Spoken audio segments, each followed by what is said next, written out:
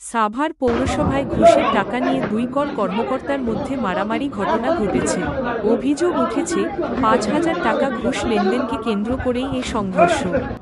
জানা গেছে, দক্ষিণ দরিয়াপুর এলাকার একটি হোল্ডিংয়ের নাম পরিবর্তনের আবেদন করেছিলেন হাকিম আলী নামের এক ব্যক্তি। এই সময় কর আদায়কারী নজরুল ইসলাম তার কাছ থেকে ৫,০০০ টাকা নেন।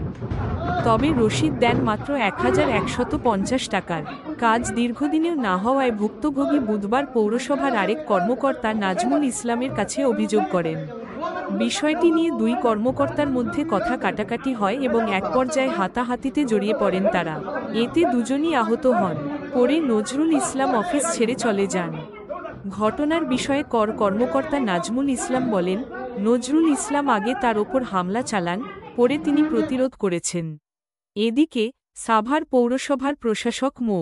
আবু বকর সরকার জানান, ঘটনার তদন্তে ৩ সদস্যের একটি কমিটি গঠন করা হয়েছে। ৭ কার্যদিবসের মধ্যে প্রতিবেদন জমা দেওয়ার নির্দেশ দেওয়া হয়েছে।